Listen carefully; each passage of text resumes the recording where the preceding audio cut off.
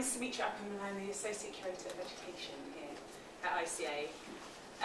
Today's Friday Salon's a rather special Friday Salon because we're joined by the artists and the curators and organisers of the Points of Departure exhibition that's taking place in the theatre at the moment and opened just on Tuesday.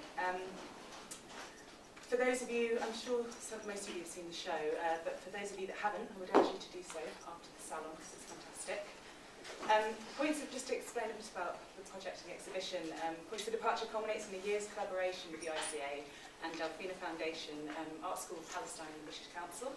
The exhibition, curated by Rebecca Hield and with support of Myrna Bemier, delighted that both of them are here with us today, consists of new commissioned works of artists from Palestine and the UK, all of whom undertook residencies in London and in Ramallah, respectively. I'd just like to say a big thank you to the Caspian Arts Foundation who kindly supported today's event and the rest of the series of public programmes surrounding Points of Departure. The first of which kicked off last night by an Arabic touring tour led by Myrna, who's going to be speaking today. The Salon today will be an opportunity for you to hear about the artist's work and their practice, but specifically it will be focused on residencies as liminal space. And just to say that today's event is part of the Shabak Festival, London's Festival of Arab Culture, which is taking place at the moment. So I'm not going to say too much more, but without further ado, I'd just like to introduce you to Rebecca Hield and Aaron Cesar, who will be leading today's Salon. Rebecca is a curator in residence at Delphina Foundation and the curator of the Points of Departure exhibition. She's the former director of New Contemporaries, the annual exhibition of work by new and recent UK fine art graduates. She's previously worked across curatorial and education departments at Sadie Cole's HQ, Tate Britain and the Hayward Gallery. Before working in galleries, Rebecca was arts and features editor at the Telegraph and has published widely in contemporary art. Aaron is the founding director of Delphina Foundation, where he develops and oversees its interrelated programme of residencies, exhibitions and public programmes with cultural practitioners from the UK, the Middle East and beyond. Independently and through Delphina Foundation, he sits on numerous boards, committees and advisory groups. So I'll hand you over to Aaron. Thank you so much. Thanks, Sumitra. Thank you so much, Sumitra. So today we're going to keep it actually quite conversational and quite open. So we don't want actually to be much more of a too formal platform here. Partly because we're in the studio, and so number one, we should feel like it actually is a studio space, although I know it's not as lively as a normal studio space is, but let's try and do that today, this afternoon. It is Friday afternoon, there's not much sun, but there is some light that we have today. I'm really pleased you all joined us this afternoon, and I know that many of you, quite a few of you came to the opening on Tuesday, which was quite mobbed, actually. The ICA counted about 1,000 people on Tuesday night, so I'm glad you came back. This may actually provide you a time to actually see the works and now engage with the artists. What we wanted to make this salon about was actually also engaging with the artists and their practice and their experiences around residencies. Not solely the residencies that took place as part of this project, but also other residency experiences that the artists have. So as kind of Sumitra said, I'm the director of Delphina Foundation, which is based just down the street from the ICA. And we've been based there for 6 years, facilitating residencies between the UK and the Middle East and North Africa, but also other places as well. And this project was in collaboration with Art School Palestine, which is based in Ramallah, but has collaborated residencies all throughout the West Bank. And Samara Martha, director of Art School Palestine, is sitting here. So she was our partner in crime, as it were, on this project, and supporting and facilitating the residencies that took place in Palestine as part of this project. So with all that being said, I think I first wanted to talk about a unique aspect of this project in the sense that there were artists in residence alongside curators. And the curators were tasked with two different things. One, having their own residency experience. In Rebecca's case, it was in Ramallah. In Myrna's case, it was in London. And alongside that, also developing a conceptual framework for the engagement for the artists around the project. So then the residencies to the artists also took place alongside those of the curators. There was then an exhibition of residency outcomes in Ramallah in January. So that, in a way, was like the second phase of the project. The third phase is what you can see in the ICA's theater, which is actually a point of departure even from the residencies and the exhibition that took place in Ramallah, because many of the works have been expanded and developed further specifically for the show in London. And also additional artists have also been added in the case of Basil and Rawan, who are here on the end as well. So there are different kind of phases to the project that we'll also pick up on. So I wanted to kind of articulate that to you now so you're kind of clear about these various different phases. So today's topic is of the Salon is around residencies as a liminal space. And one of the reasons that Rebecca and I kind of thought about this as a topic was A, because it connects conceptually to the show, but B, residencies is really a kind of displacing of artists and their practice, or grounding of artists and their practice in a different place. But it's between the two things, so it's not one, it's not the other. Residencies take place in a kind of different kind of space and time continuum in a way. For the Palestinian artists who came into residency during the point of departure phase, it was during the Olympics, kind of in London. And earlier today, as we were walking through St. James's Park, you know, it was Bisan who said, actually, I remember us walking to see beach volleyball, you know, last year during this same time. For the British artists, it was, you know, and the curators, the residencies overlapped with, again, with the Olympics were taking place kind of in, and you know, watching from Ramallah. And Rebecca even commented about this in her essay around the exhibition, about watching kind of or seeing like these flags, one half Palestinian flag, and the other half British flag kind of being waved in a Ramallah kind of cafe. And so that kind of really touches upon some of the other issues and things we discussed today around kind of nationalism, which you can't talk about without talking about history, and to some degree politics. And it is Palestine, which in itself is in a liminal kind of state as well. Many of you may on Tuesday notice that the Palestinian ambassador came to speak at the opening of a point of departure. Yet it's a Palestinian mission in London, but there is an ambassador. It's not really an embassy. So there's also something quite interesting that kind of I'll just point to kind of throw out there. But I wanted to start with the curators after I've done this long ramble. Apologies for that. And I was going to start with Myrna, actually, to kind of discuss, actually, during a residency, as you applied as a curator, but you have an artistic practice at the same time. And for you, I think, it was this kind of transitional phase within your kind of emerging career. And so I want to ask you about that, first of all, and also if you could talk about what, as a curator, what you did during the residency. And we're going to build up towards this to then touch upon what the theme of the show is and how it emerged, and we'll come back then to Rebecca to expand on that. So you can start with that. Yeah. Okay, so I'll start from your second question. Okay. During my residency, it was my first time in London, and it was really exciting for me because I had to go to all those places that I've read about, see some original works that I've never actually seen. So it was interesting, and although it was just for 3 months, I felt that I needed more. Because at the first phase I was just going to shows and museums and meeting people, meeting artists. And at that time, as you said, it was the Olympics, so there wasn't a lot of people actually in London at that time. So it was pretty challenging, yes. But there was some really, really exciting shows happening. And as part of the project, I met Rebecca when she was in Ramallah, and we had a short period together before I left for London. And we looked at the applications, and we started to think about a theme for the project. And we went through different topics and different themes, and by the end we thought working on liminality and how the artists experience a transition in between liminal spaces might be an interesting topic for the artist, because although it appears to be open, but it's grounded at the same time, and it gives the artist the liberty to continue their own research, because there was a lot of meeting points in between their previous research and practice and this theme. So in short, I mean, the theme emerged from the artists and their practice, yes, and it yes. was you two going back really to the applications by the artists. Yeah, and it was one artist in particular who actually isn't here right now. yeah. He's in a liminal space. He's in a liminal space. He's at the police station. He's not in trouble, but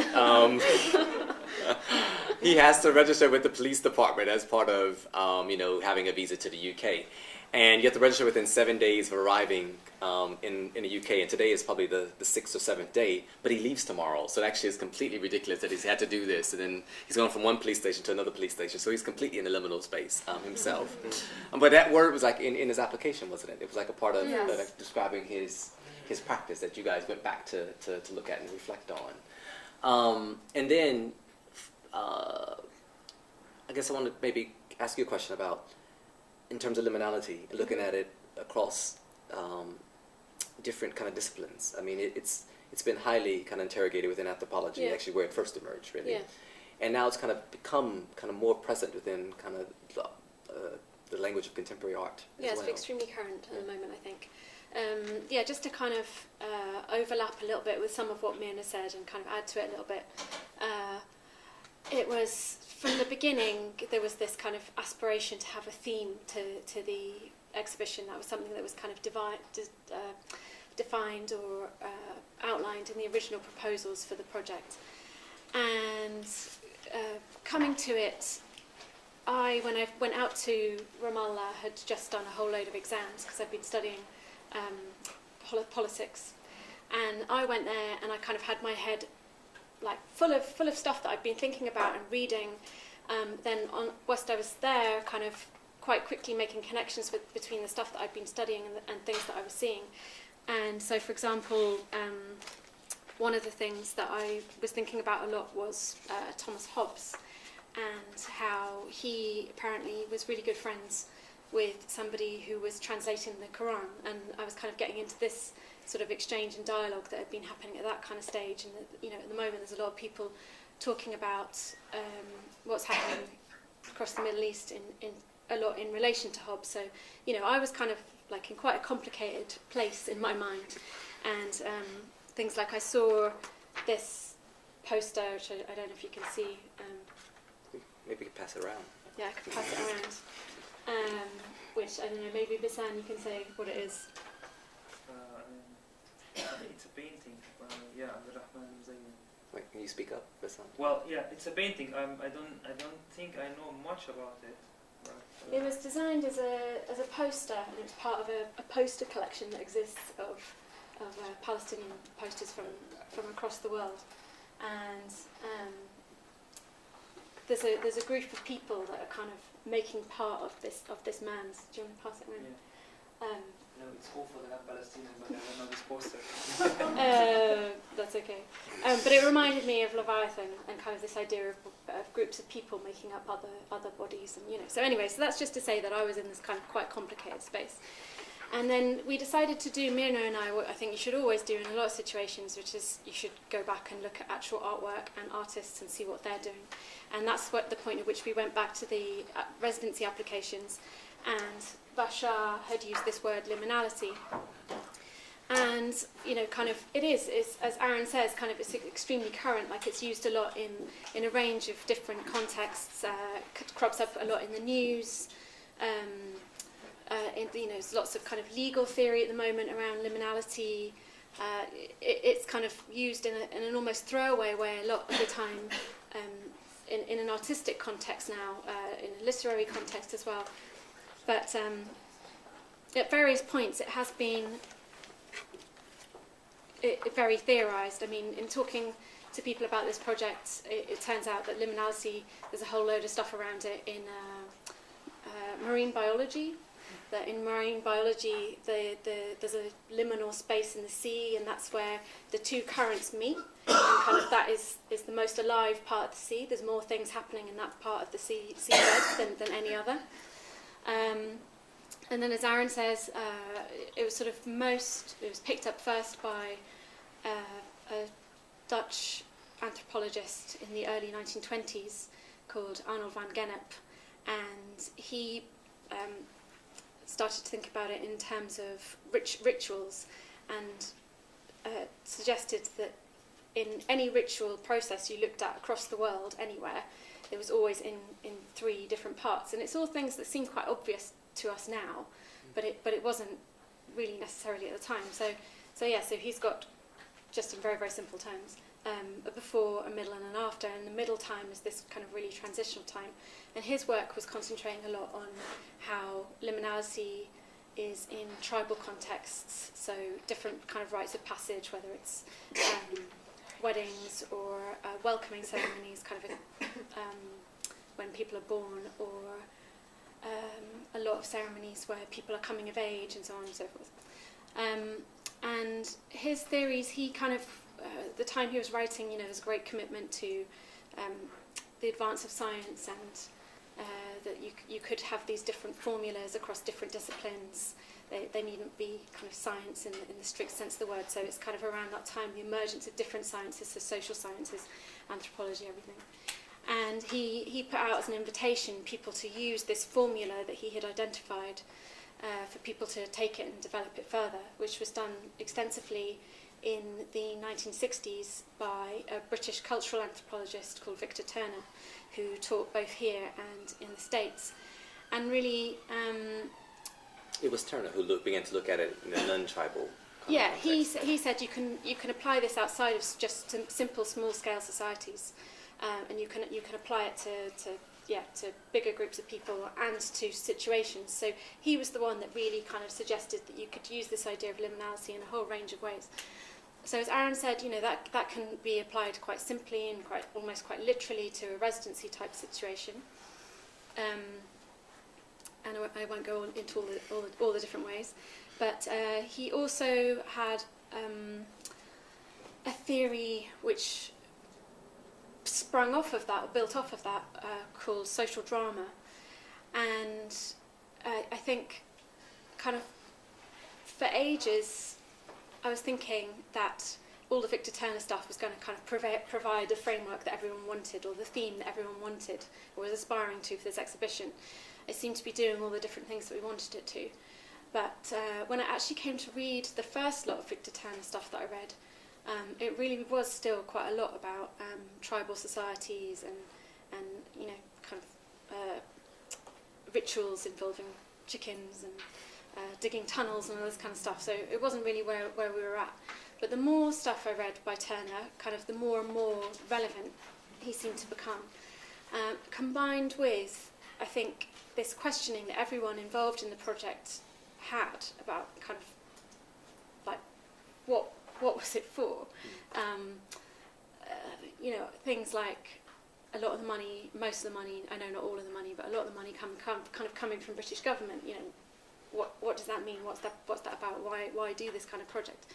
And Victor Turner had this theory called social drama theory, where it's, instead of a 3-stage process, it's kind of a 4-stage process, where he relates it to a lot what can happen between different cultures, where you have kind of frictions or fractions or fractures, kind of like an earthquake or something. You have a breach, and then you have restitutive action or process, and then a kind of an afterwards. And this social drama theory, again, kind of appeals because thinking about the project as a whole, it seemed like this project was maybe part of that kind of restitutive relationship between Palestine and England and Britain. Because as Aaron said, the history is just kind of so phenomenal and so embedded in kind of every situation that you go into. Being in the main square in Ramallah, and there being a big display of the Olympics, everyone waving these flags. It's got British on one side, Palestinian on the other. Being in Nablus and sitting on a bench with like a guy who's 85 years old, speaks English with no accent at all, and in fact can do other accents, and has a whole range of colloquial Scottish vocabulary, talking about how he misses porridge because he was a laundryman during the time of the British Mandate. So, there's kind of all this stuff coming through all the time, and I think maybe as the British, we we did get maybe perhaps a little bit too entangled with it, to the point that maybe it was little bit debilitating.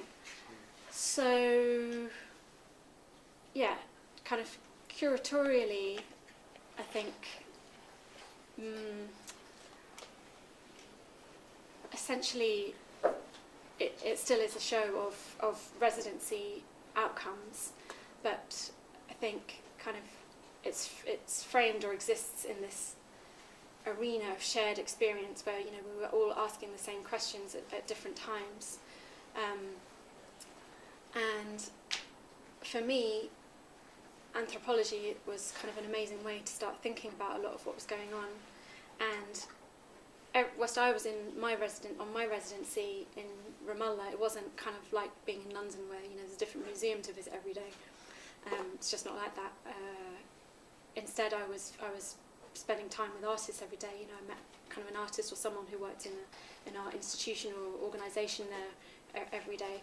But I also met a lot of anthropologists, people who'd gone there to look at the art scene, look at what was happening from that perspective, and that was something that kind of really helped me in my thinking and trying to make sense of what I was experiencing day to day and within the context of the project.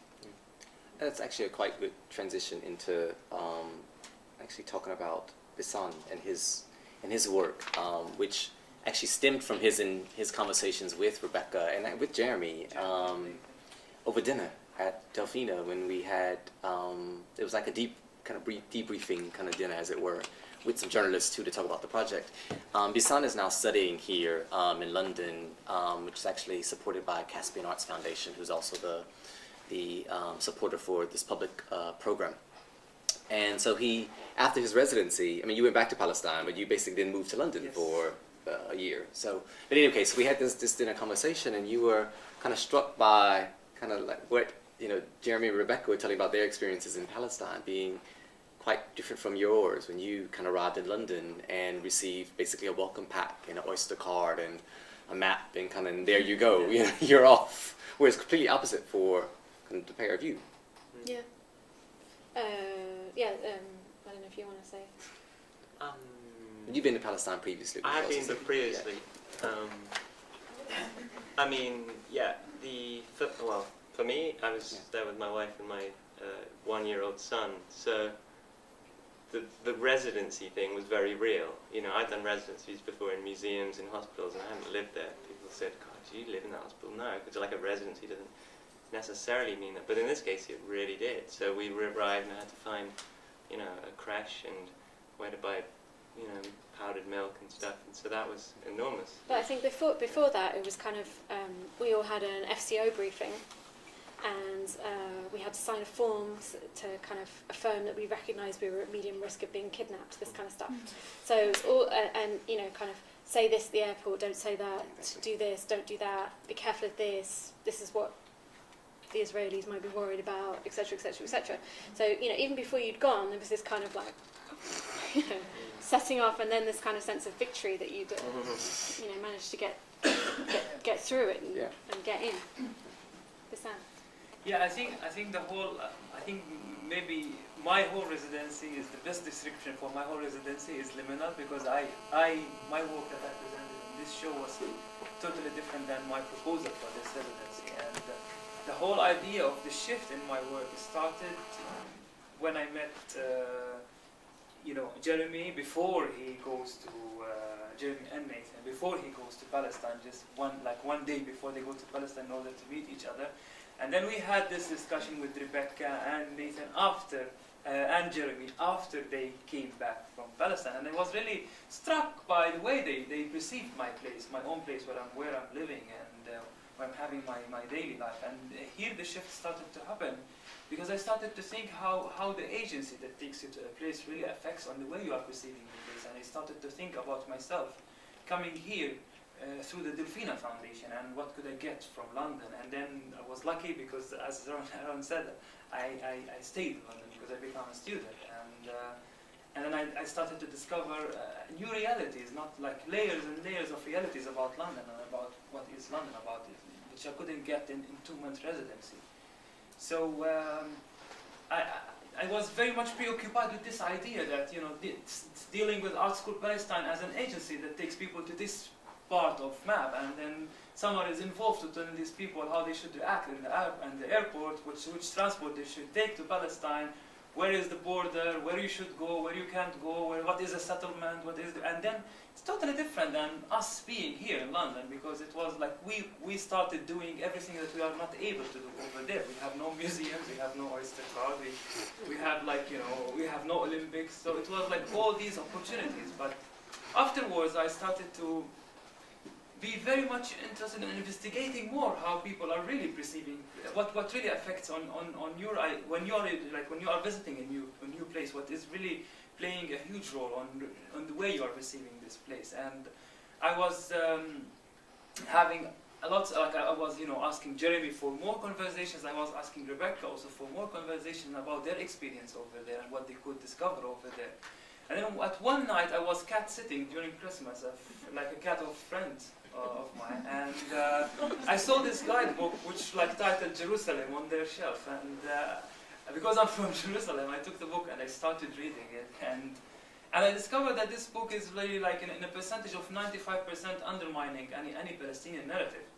And also because I was working like unofficially working as an alternative to leader, and Rebecca was one of the people who I took them around to see Jerusalem from my own perspective and speak with local people, not from a touristic perspective. So I started to take this act of editing, let's say, on this book, and adding posted papers and editing some maps and adding some more realities and some more facts that I'm aware of as a local from that place, and some other realities which based on historical facts or archaeological facts. And I really didn't want to take the responsibility that, oh, I am the voice of Jerusalem, I'm editing this book, and I'm here. So I really wanted more locals to interact with them, and that was very much important for me to send the book back to Palestine and ask people to do the same thing I was doing. And then when I got the book back, I started thinking again about more visual form to translate. Just say that when I discussed earlier that in Palestine we had like a presentation of the immediate residency outcomes. I mean, Bassan's work in an exhibition was literally this book, which was actually available for kind of the public to annotate, to put post-its in, to write in the book, and to add in their kind of personal narratives, yes, but also what they understand of this landscape, without altering the book. Without altering the book itself. So you have like actually the book itself. I'm going to find some photos of your installation here, but keep talking.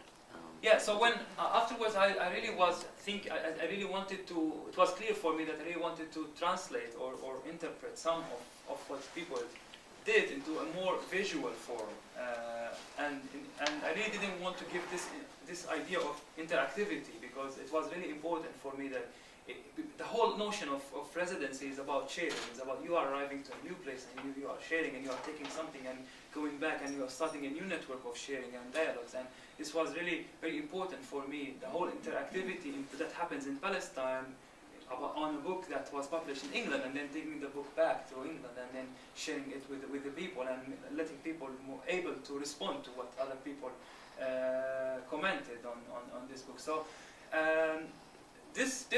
and then the whole thing, the whole idea was about using the map, the first map in the book, which represents the greater Jerusalem, into as a starting point, as a main protagonist, because in this map, as it was presented in the book, it was lots of neighborhoods where Palestinians are living were not totally mentioned, and this is the edition of 2012.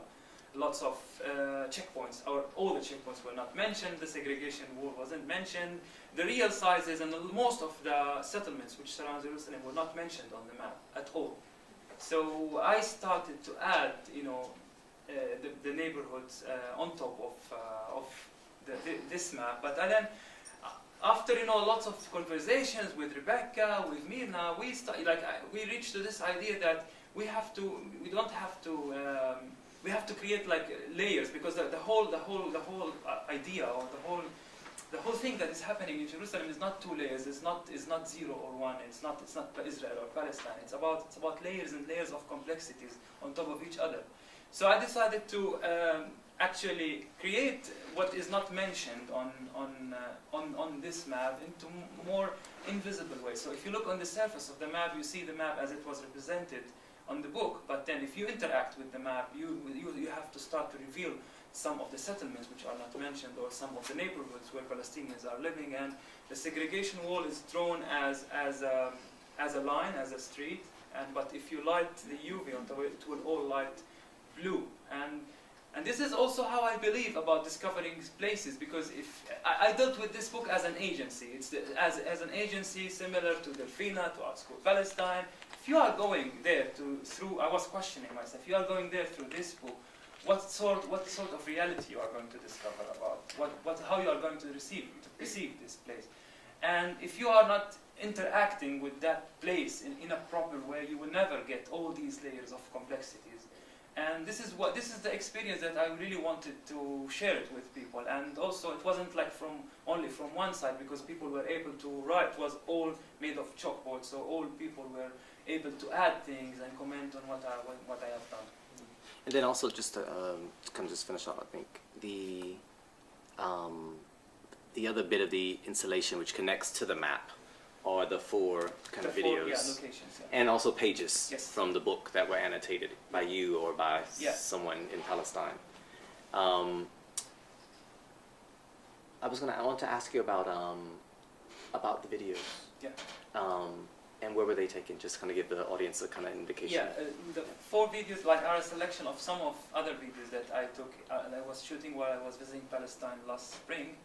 And they are about, like, I was going to locations that has been mentioned in a way in this book. Like, for instance, there is a page which speaks about the bazaar of Jerusalem and the souk, and they are saying that this bazaar is not as interesting as the bazaar in Cairo and Istanbul, but it was seen. But if you are interested in more wider range of collections and souvenirs, you have big and clean malls in the western side of Jerusalem. So it's like, it's not even indirectly, it's directly transforming or diverting the tourism towards the west side of Jerusalem.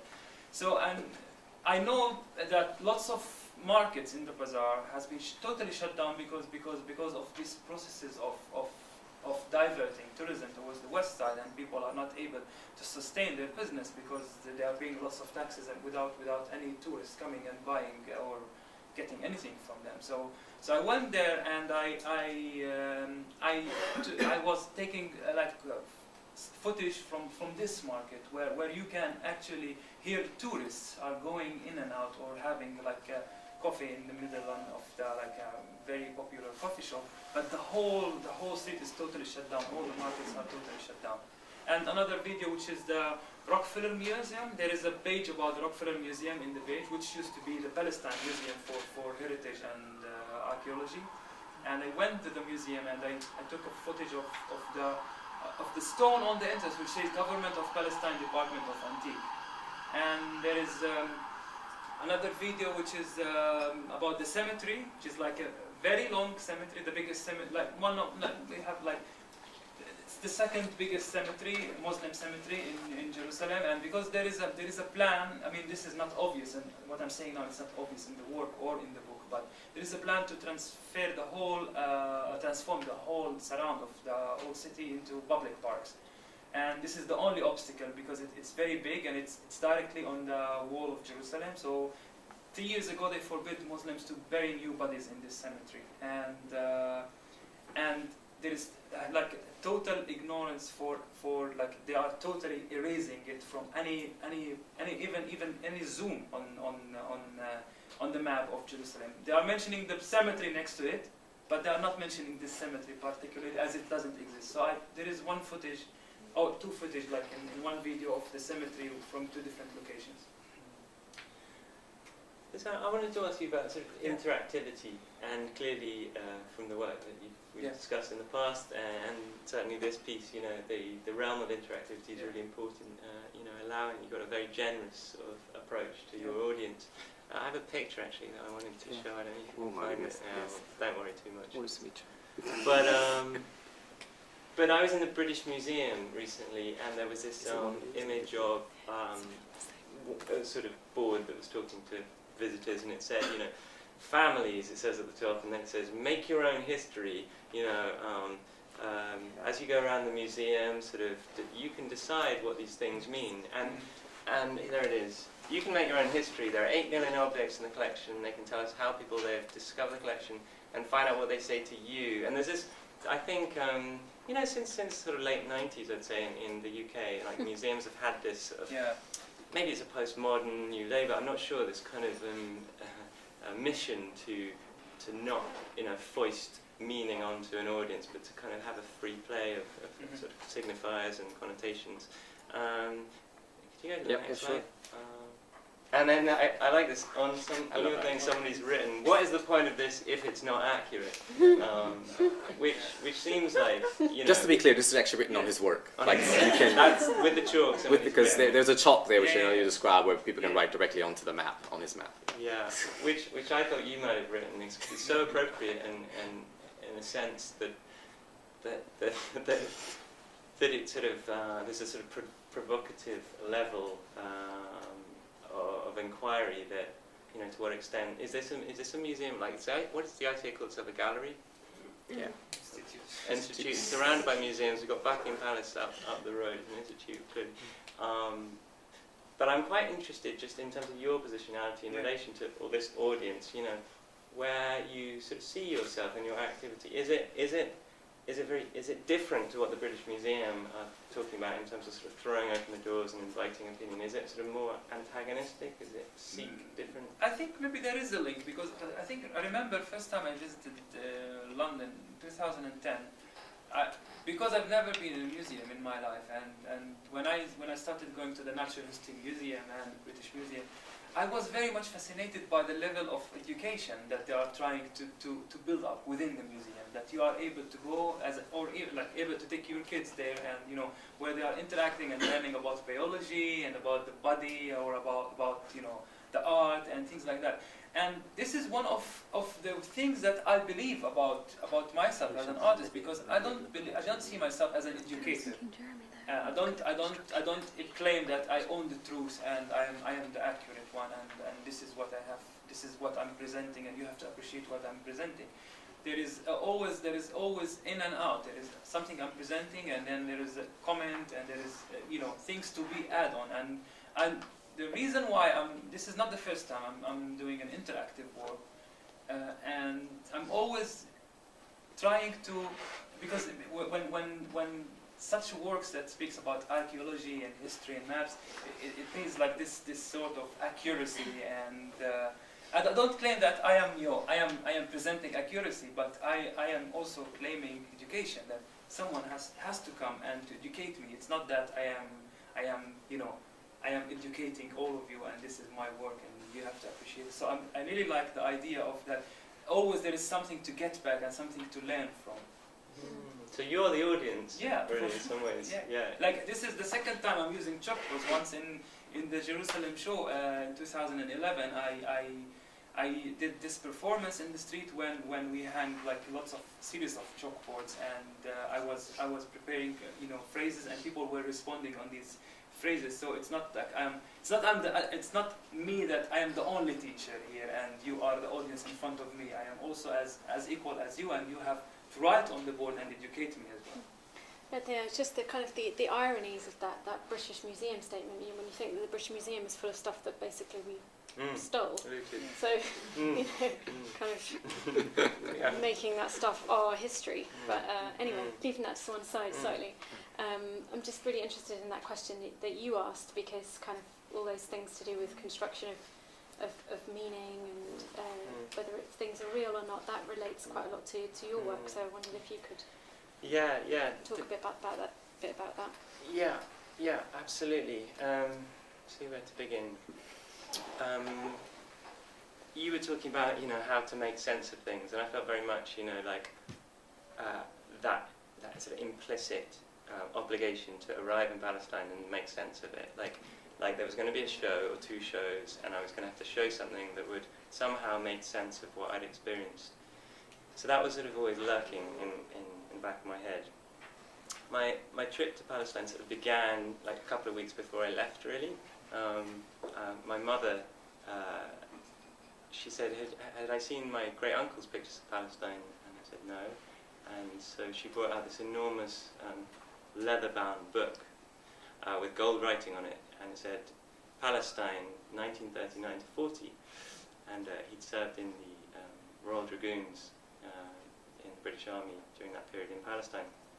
And he'd taken a Leica with him, a camera, and he'd taken these amazing photographs, which I can show you. Oh, yeah, sorry, yes. So go down. This is interactive. Yes. So carry on going down. Guy. Oh, sorry. Okay.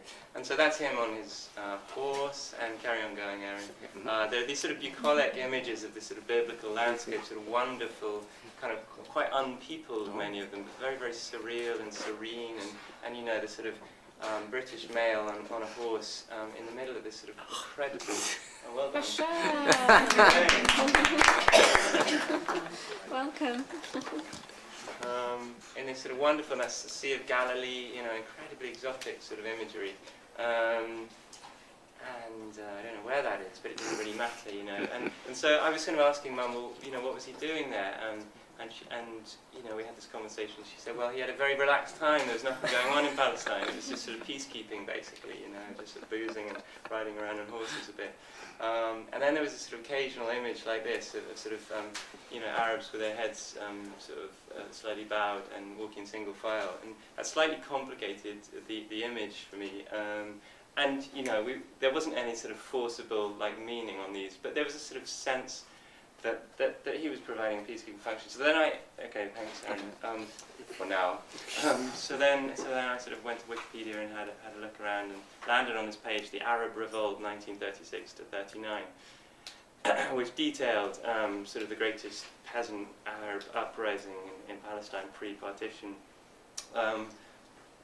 which the British, you know, did a pretty good job of quashing, and so my great uncle was there at the sort of tail end of this, and according to sort of Wikipedia, you know, the British accounted for 2,000 casualties, and the Palestinians said, well, actually it was 20,000 Palestinian casualties. So whichever way you look at it, maybe there were, you know, alternative versions of this truth. Now, my point in raising this is not to sort of expose my mother's relationship to sort of this historical artifact or anything, so much to do the opposite, and to say, well, if there's anything that I experienced in Palestine and I knew that I was going into, it was the place of clashing versions of truth.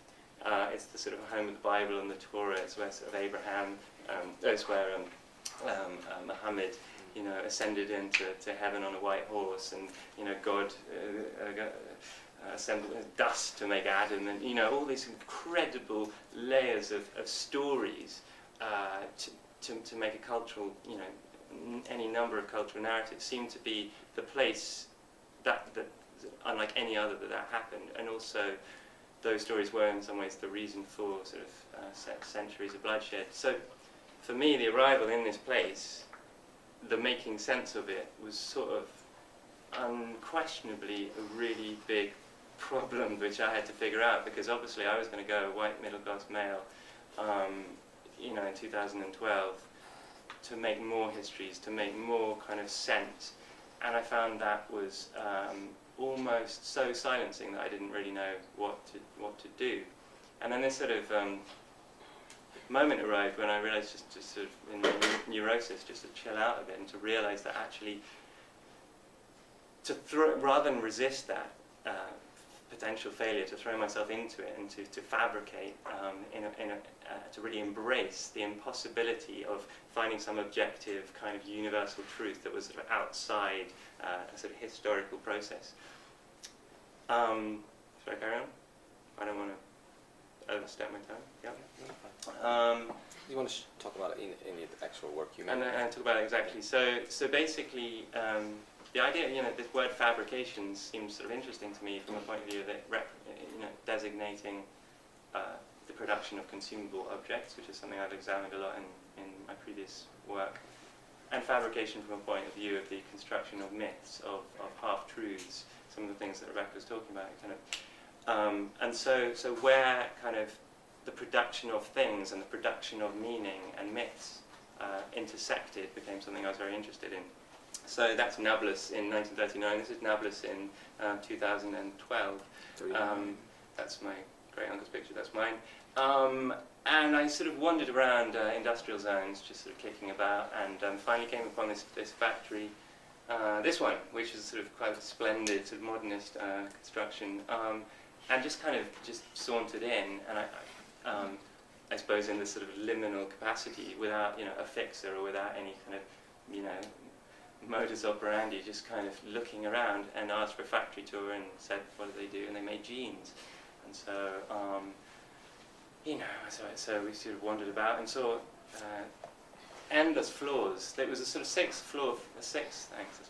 six-tier factory, and 3 of them were just empty. There were just hundreds of these sort of empty cellophane sewing machines, and there were just stock rooms full of disused just things that materials. So they were working to about 20% capacity. And they sort of then outlined the fact that, during the they had sold jeans to Marks and Sparks, Diesel, Jordache, any number of sort of Western consumer markets. And during the Second Intifada, the bottom had fallen out of their market. They had an Israeli tank pointing at their factory for 6 months. They'd gone into work every day, just like with the potential threat of detonation at any moment. And so we were standing just watching this washing machine as they were telling me this, and it was sort of belching out this sort of blue liquid, because when you wash jeans, the first wash of the indigo dye spits out like 50% of the dye. So it's an incredible sort of thing to look at, and it's slightly like this kind of regurgitation of indigo.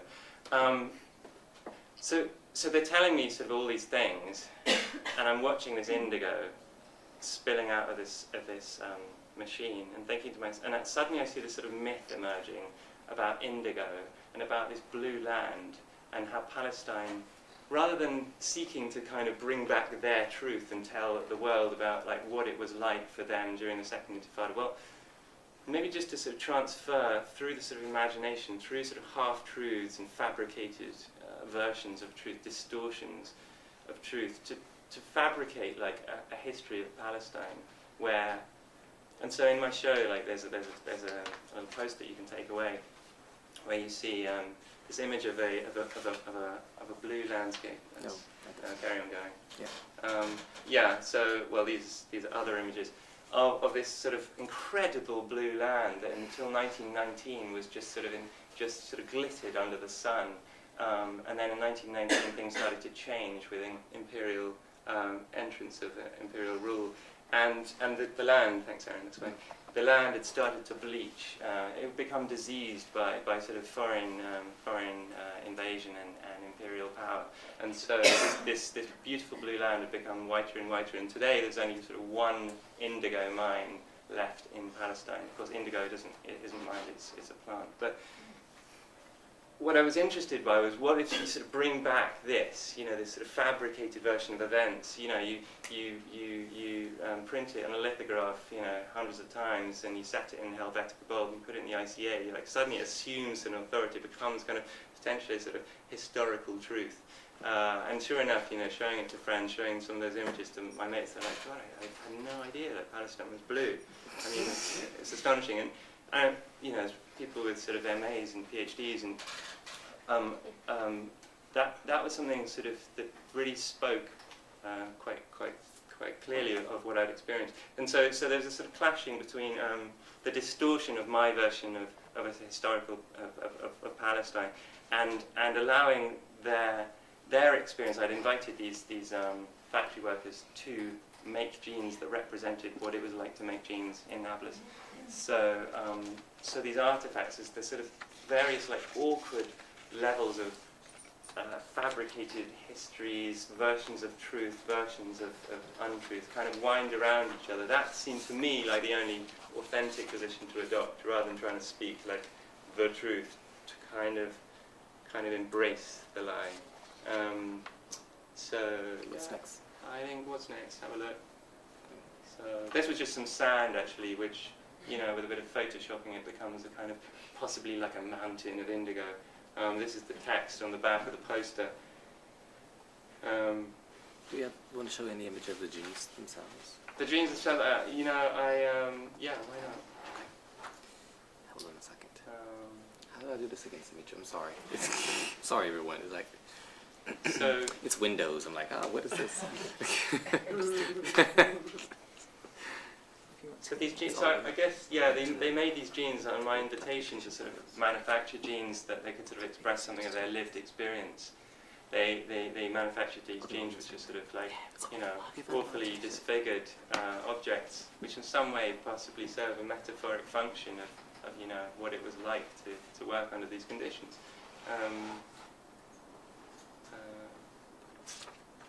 So there you go. And yeah, so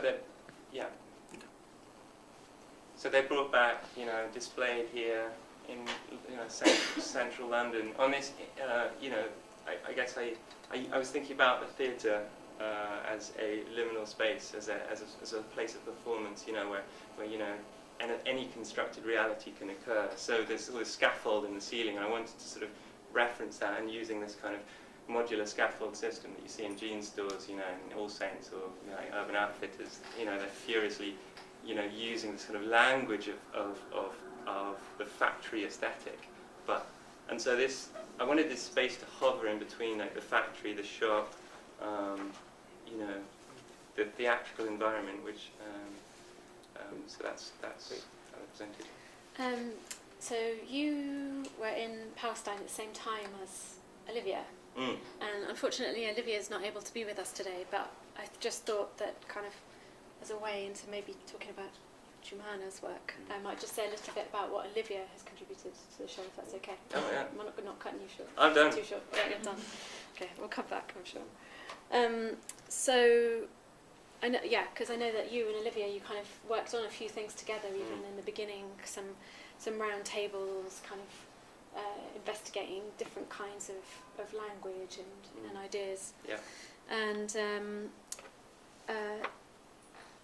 I'm going to read a little bit from stuff that Olivia's written about what she's done and kind of describe as well around it. But begin by just reading something she says, which is, "A coincidence led me to consider the difference between seeing and not seeing. I spent the summer of 2012 in Palestine, and 2 days after returning home to Europe, I was in the emergency hospital in danger of losing my sight, owing to an eye infection. I have always been interested in chance and coincidental occurrences, because such experiences link life events, places and times, which may not be connected in a rational scheme." So she really kind of picked up on this thing that happened to her, I think, in a kind of similar way. So you're talking about maybe family history, something, you know, very personal, that then led her to connect that or use that as a way into lots of different things that she thought about while she was there. So her installation here is comprised of two videos and the empty vitrines, and the whole installation is held together by this idea of how do you tell stories, how do you tell narratives, and obviously she's thinking a lot about the Palestinian story and ways to tell that, or ways that it's not told. Also, again, picking up with a lot of what you're thinking about. So, in the centre of that piece, there's these empty vitrines, and you know, she writes about how in the West Bank there were very few archives and museums, an absence that reflects the systematic suppression of Palestinian right to self-determination.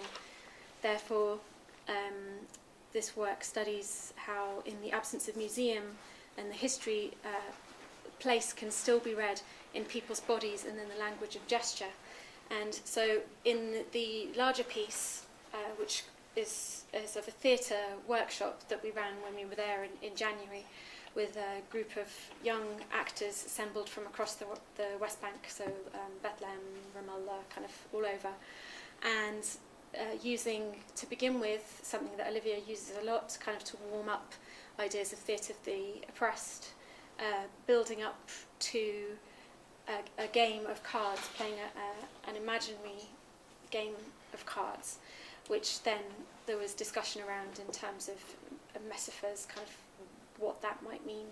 And I think, you know, already kind of linked what she was doing a little bit to to Jeremy and Bisan, but also links a lot to Jumana. And, you know, kind of in that film, hands are really kind of prevalent, yeah, and this idea of history embodying or being embodied in people.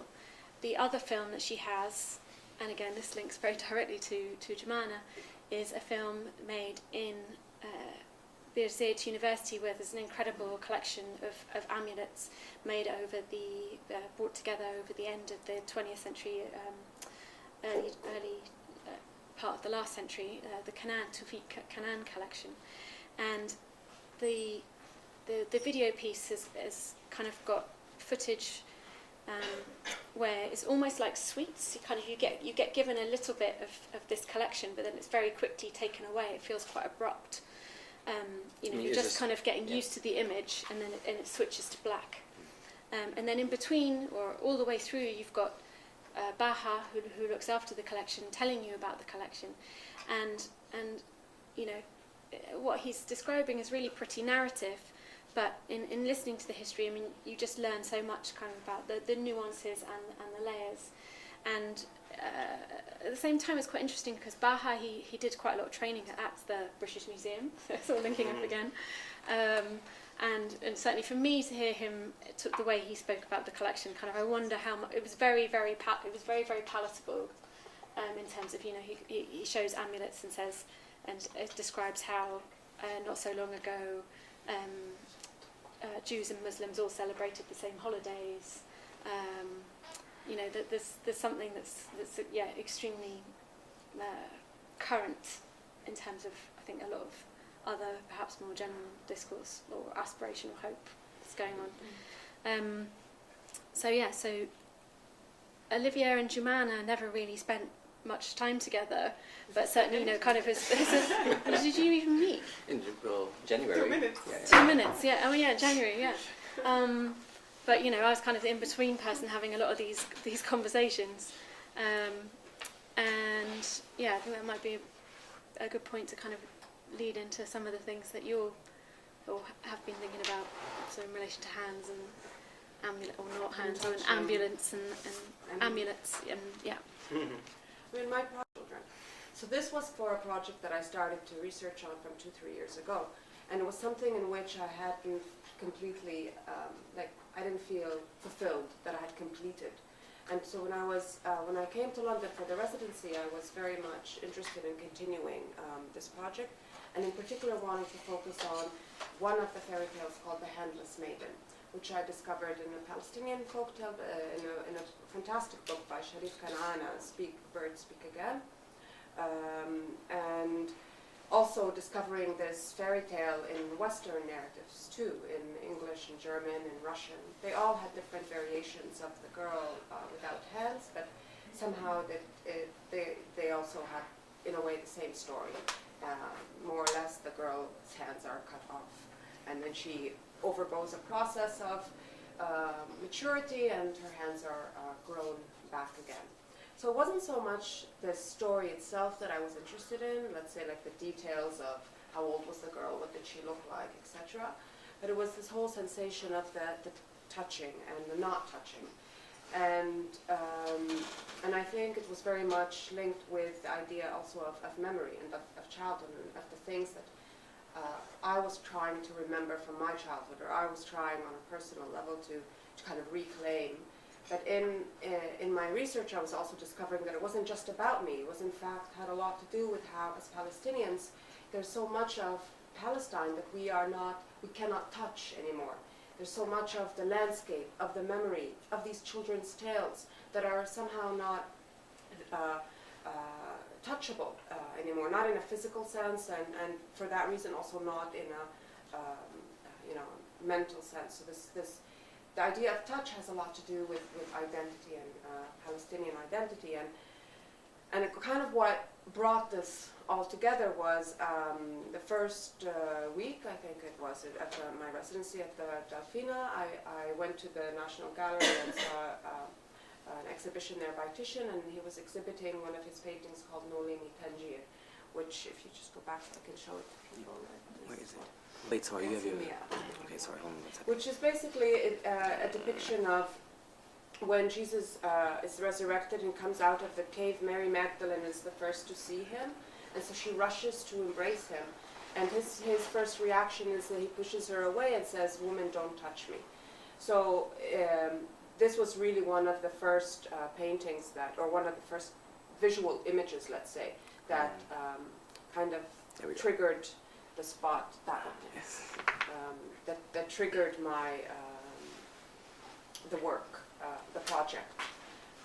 And I started to work around it, so I started to make some drawings.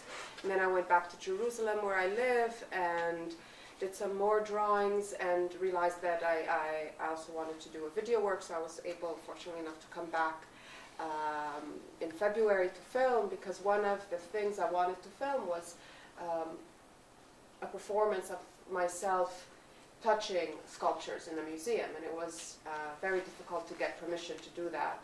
And thankfully through Erin and Rebecca's friendship and acquaintances in Cambridge, I got permission to film in the Cambridge Museum of Archaeology. So that's why I came back in February for 10 days, and we filmed it, and then I went back home and just worked on the video. So what I showed in Ramallah were the series of drawings, and what I showed here is in fact they're only a selection. There were 30 drawings that were completed, but this is only a selection of what's being shown at the ICA, along with the new video work. And these were some of the haunted places, haunted, like quote unquote, that I went around trying to find. Like, so they were mentioned in the book, the Speak Birds Speak Again. There are hundreds of locations. And one of the process for my trying to kind of work on the project was trying to find these particular locations and to see if they still existed. And it was so difficult to try and find them, because the geography after 48 had completely changed. And over the course of the year, you know, this project has developed and it's now so rich. You know, it's incredible. There's so much there. But what I'm curious about is how, kind of, as time has gone on, the way that you've spoken about the work has been a little bit more politicized. And I was just kind of interested in that, because kind of at the beginning of the project there was, I think, almost across the board, kind of quite a rejection of that. But it's interesting over the course of the year and work developing how it's kind of come back in some ways. And yeah, it surprised me too, because I mean it didn't surprise me. It surprised me. It didn't surprise me. It surprised me because the kind of the seed that was initially planted was a more personal. It was something in which, you know, trying to reclaim personal connection to my own childhood and trying to understand these children's fairy tales. And it was a project that you've been working on quite a long time previous to coming to London as well, so there's that kind of longevity. Yeah, and then as you say, as the project kind of developed, I started to realize that, wait a minute, this is very political, and I wasn't afraid of that, and I wasn't going to also, you know, deny it. I wanted the project, because in the end, in a way, that's the reality. As a Palestinian, everything that is personal somehow or another is political, and I think all of the artists here know that, and you know, because everything that is political touches you personally on one level or another. And even for me as a child, like from, you know, a long time ago, I won't say how long, it is very much linked, because, you know, if we can't connect anymore to children's tales because of the political boundaries, and that is the reason why, then it's just another memory that is being obliterated. It's just another part of our identity, which is a very strong and rich part of our identity, which is being obliterated. So in the video, like the last part of the video where we see a shot of Lazarus, you know, being resurrected, coming back to life, that is my wish for this to come back to life again, for these tales, for these places to be touched again and to be resurrected again. They may not have the same form, but damn it, we want them back. Yeah, interesting. I've never heard you talk about that work that way before. So, wow, thank you. And I was wondering if maybe we could use that to kind of link back to Bashar a little bit. Because, you know, the work that you were making, I felt was very much about, you know, you being in London and kind of grounding yourself here. But again, kind of I was interested when we had a little while ago a round table where we tried to link up by Skype kind of here and in Palestine. And I don't know, I don't necessarily want to go straight into the politics, but you also kind of started talking about what you'd been doing in quite political terms, which I hadn't necessarily thought of it in beforehand. So I don't know, maybe you want to talk a little bit about your work and then maybe an end as I'm something going different. to talk about my work here because I'm so tired. But I will leave that maybe for the questions. Most of you will see the war. So can you describe what we're seeing like here? Describe my work. Yeah, this. Like, just like okay, talk okay. with There it is. Yeah. There is. This project called The Road Leads Me. It's visual diary about my daily life in London. It's more personal things about collecting papers and postcards, newspaper, everything from the street, from everywhere. And every day I'm doing a collage about that day. And each one reflects my daily life during my stay in London. It's personal, but you can through these collages, you can understand how my life was during 2 months. And the other project, it's about memory, how to create your memory in a new place. You don't have, it's not related to you. You cannot think about the big issue in London because you have a short time. You have to leave your own time without thinking about this big issue, because that I want to create my own things. Yeah, and each of them has some text. Yeah, exactly. There is. I wrote some Arabic text about something happened that day. You can find political sentence. About everything. And there's another project called Atala, my video. It's about memory, how to present your memory from your country or from your homeland to place. It's not related to you, but has the same story, like the houses you grow up. I found the Delfina house has a story, the same houses I used to live when I was a child. And most of this house is destroyed. And for me, this house is, there is memories, there was life for some people who used to live, there is a smell and destroyed, and nobody catch this memory from these houses. And I found this house, I found the Delfina house has the same story, because they're going to renovate this house, and they will destroy everything inside. And I feel there are some people who used to live in this house, and they have stories and they have memory. And with this renovation, they will destroy everything. I try to represent my memory before destroy this house to Delphine house.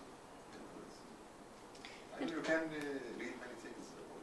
And quite late on, you decided to call the film Ataba, which Ataba, means... yeah, exactly. Ataba, it means threshold between being inside and outside. For me, the memory, or when you try to back to our memory, it's kind between the present and past, there is a threshold. All the time we try to make balance between the past and the present, and we stop at the threshold. And I try by this video to be this one, he will be in the present and at the same time he wanted to draw something from his, and the images inside the video, it's some images I used to see when I was child, or my father, my grandfather, my mom, but with the not clear image. It's like the image in our memory. So yeah, so that's kind of linking back again to liminality and Ruwan and Basel. Before, yeah. I want to ask Bashar a question about the collage, if we go back to the collage, that was a starting point for you in this project.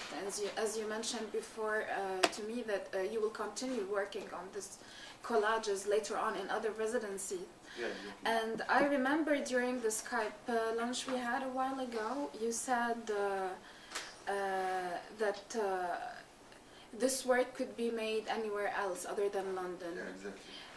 And I want to ask you, what's the specificity of having this work being in London, and how this work might differ from to another place that you're doing, especially that we see the city is inscribed in the collage through the sentences in the collages. So if you can tell us more of how this project and how this how those collages will continue developing in the future. Maybe if I want to develop this project, I have a plan to develop this project in New York, but from different what's in London, I try to involve myself with something, with many things, trying my stay in London. Like, it's about daily life, you know. I'm not interested about big issue during my time, just to walk, to go to pub, to go to the gallery without thinking about it, just collecting paper and think about my specific thing. But in the other project, if I want to get, or I'm going to develop this project in New York, it's more about how the media in America talk about Palestine. Yeah, I will be collecting the whole media every day about Palestine in London, in New York, and make my collage there to make my portrait. It's self-portraits for these collages. Yeah. Good question. Yeah, so really kind of, I want to pick up on this idea of a figure and liminality, and maybe use that as a way into talking about Rowan and Basel being in the project. And I think one of the things that, you can, or maybe got a suggestion of how much I was kind of reading and thinking, quite often kind of being quite lost in that. But Rowan and Basel were really people that I met whilst I was in Ramallah and carried on a conversation with via Skype and emails, quite long emails and so on, to the point that we realised we were kind of talking about and interested in a lot of the same things, and that ultimately translated into Rowan and Basel being included in the show. So I don't know if you want to kind of respond to the idea of liminality in general, or the project more generally. Talk a little bit about the project. I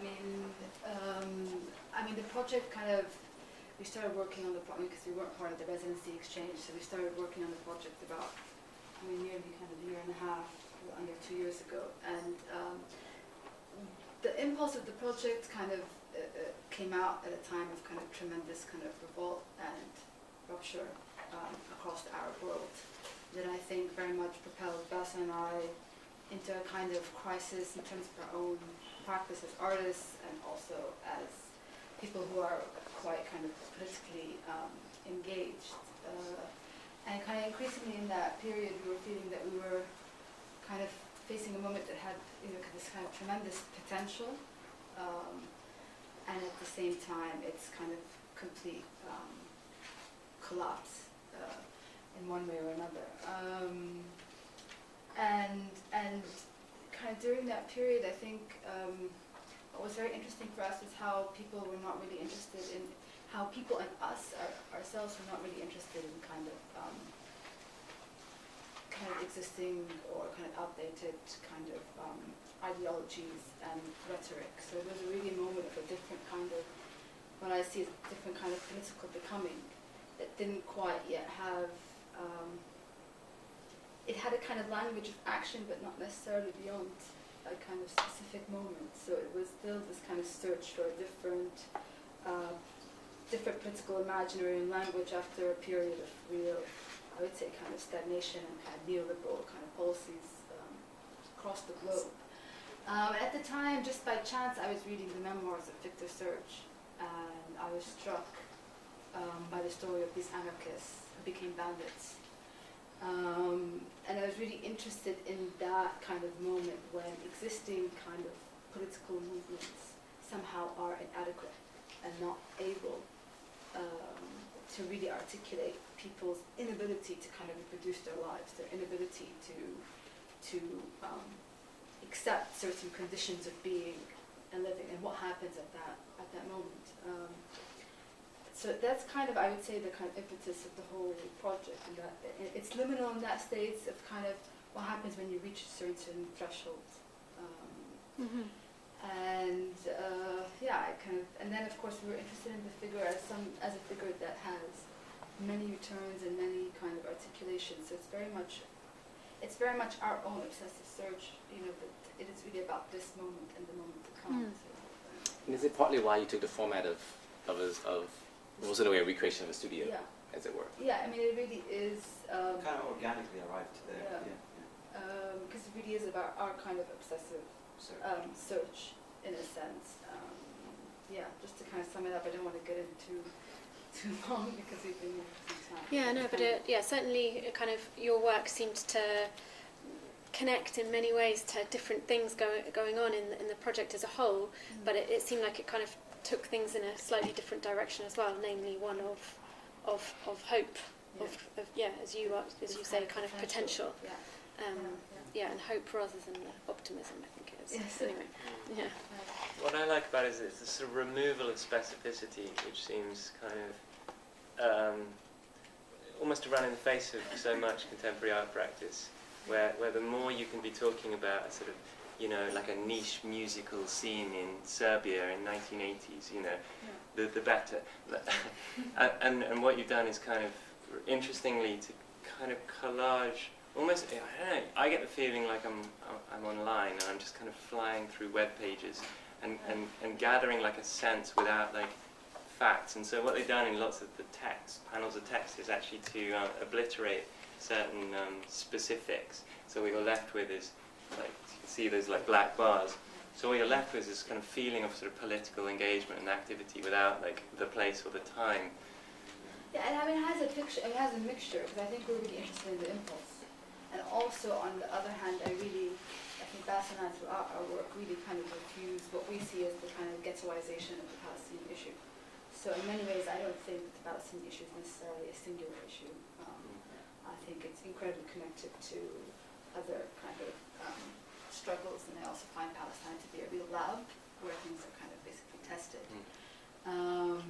And in a sense, kind of Palestine is a place where kind of I think kind of capital and kind of colonial power really intersect in a very raw and very visible form, but they're also articulated in many, many other places. So I think just in its rawest form in Palestine. So I think part of our practice is very much interested in these kind of connections and not kind of necessarily ghettoizing, kind of ghettoizing the issue even further.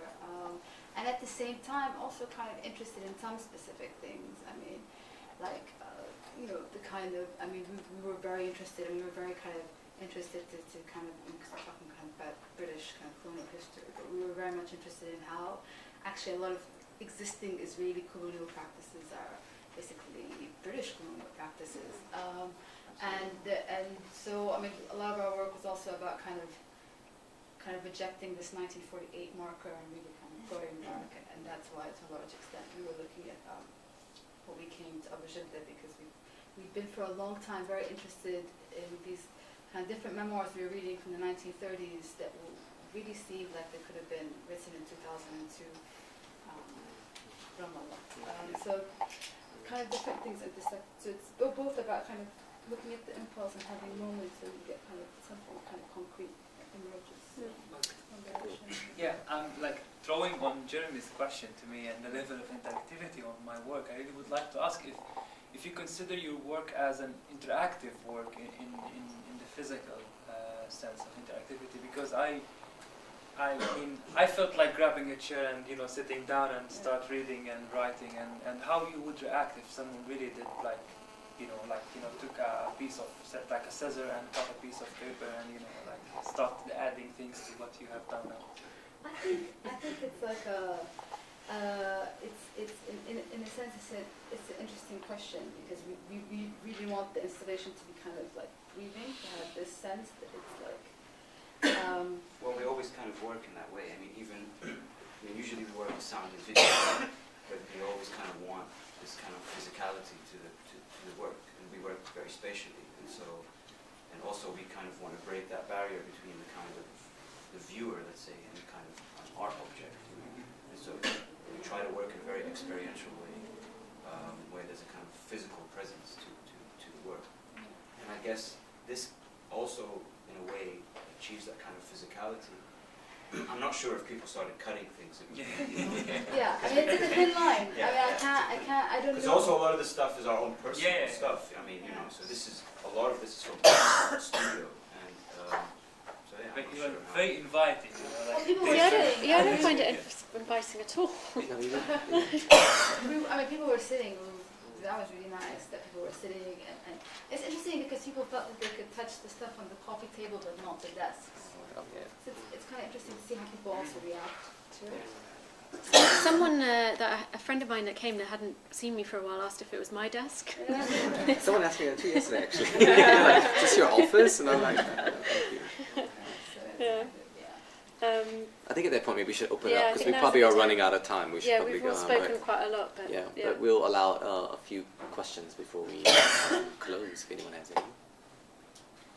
Does that link to the video in the other room? Yeah. Exactly. Oh, Yeah. Do you have an image of that? Kind of chapters. Yeah. Which is the beginning of like the next. Yeah, I mean, it's basically a project in parts, and like there are 3 or 4 main coordinates. Yeah. So.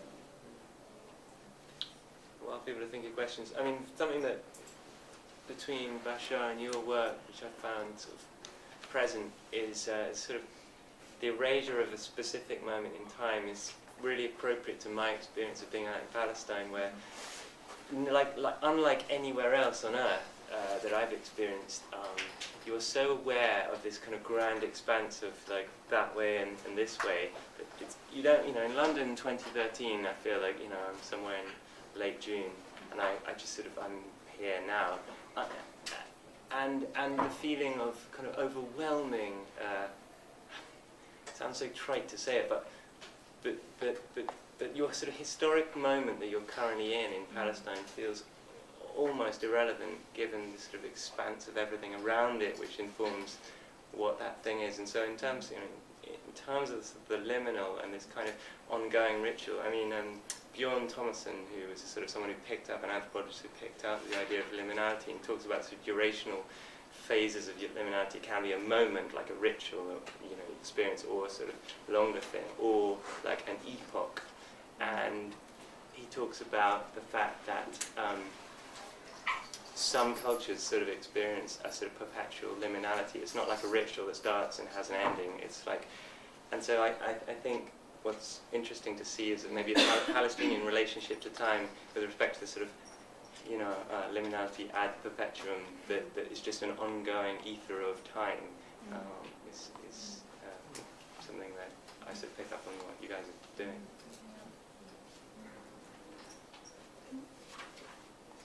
Do you think, Jeremy, that after the Palestine has been entirely bleached, does that mean that it's a new? It means that there's a potential for a new color to emerge? Yeah.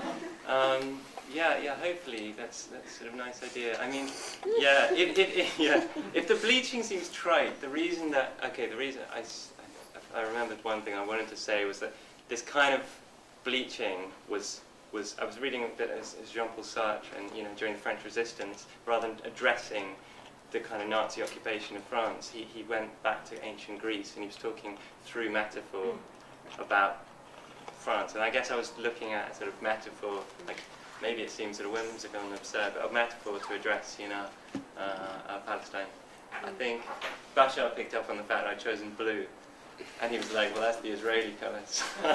So I didn't want to go. I did think about that, but maybe it'll go blue again. I'm not sure. Yeah, I mean, I was expecting that someone would ask about the level of politicality in the show or in our artworks, and also going back to the question to Jumana and how her work, transformed into being a political statement. I think this is a very interesting point when we are working in a theme that involves Palestine and the kind of expectations behind the project, and every British or every Britain-based artist who goes there has to produce something about Palestine, and we have to be messengers from Palestine. I'm really very much interested on the level of honesty that was in the whole production that has been presented in the work, which is the most important thing to do when you are an artist or when you are a cultural producer, is to be honest. I mean, speaking about my generation, I really like that, that if you have to be political and honest, be political and don't be afraid, and don't avoid being political because you are afraid to be accused that you are Palestinian being political, and don't avoid being political because everybody is expecting from you to be political because you are Palestinian or because you are Egyptian or Iraqi or from the Middle East. So this is something very important to highlight on, that the level of honesty was really something to really appreciate it in this show. Okay. Well, we are going to close down because it's actually 4:30. We're up. They didn't. No one Did had a anyone chance else to have any ask a questions? question. No, I'm just trying to see. There's no one. No, No, because no one was like, okay, here we go. Great. I haven't got a question, but I thought it was really interesting and a lot. I would have liked to have another half hour to talk a bit more about it. I mean, I was very touched about the graveyard that has disappeared. I mean, that was, Not yet moved. disappeared, but Yes, from the maps or from the description, and it's planned to be disappearing. And I mean, in a way, it is and it is not. But one kind of, there's an indication we know what will happen, it will disappear. So it's a very destructive and sad story. The liminality is not going to, the change is not, as in rituals, often the change is to become somebody else, somebody bigger or more grown up or different in a good way. But here there's a sort of change that, it is such a loss, an additional loss. And I just wanted to say that really. thank you very much.